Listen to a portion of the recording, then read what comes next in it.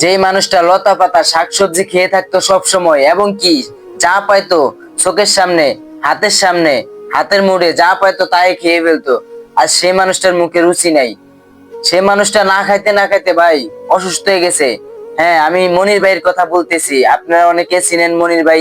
এই যে সব সময় মনে করেন মানে শাকসবজি এগুলা খায়া ভিডিও বানা আর বলে সেই স্বাদ, সেই স্বাদ, আসলে স্বাদ। আর মনির ভাইয়ের গল্প মানে জীবন গল্প কে কে শুনছেন আজকে আমার এই কমেন্ট বক্সে মানে দেখতে চাই।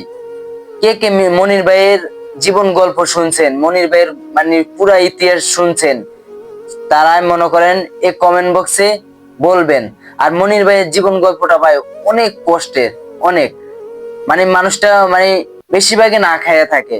আর বেশিরভাগে মনে করেন মানে কাঁচা সবজি কিংবা কাঁচা জিনিস খেয়ে থাকে, মানে হাতের সামনে যা পায় তাই খায়।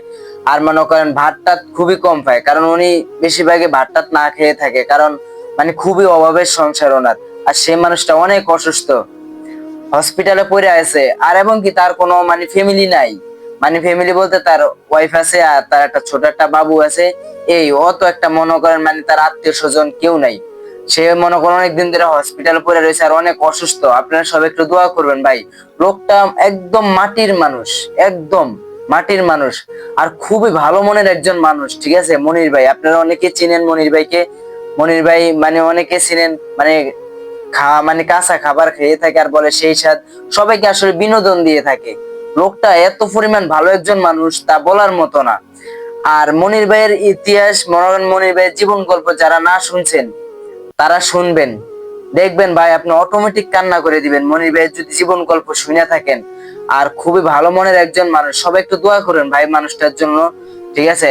সবাই একটু দোয়া করবেন প্লিজ মনির ভাইয়ের জন্য। মনির ভাই অনেক অসুস্থ, অনেক অসুস্থ এবং হসপিটাল অনেক দিন ধরে পড়ে রয়েছে। আর অনেক অসুস্থ। সবাই একটু মনির ভাইয়ের জন্য দোয়া করবেন। তো সবাই ভালো থাকবেন, সুস্থ থাকবেন। আল্লাহ হাফেজ।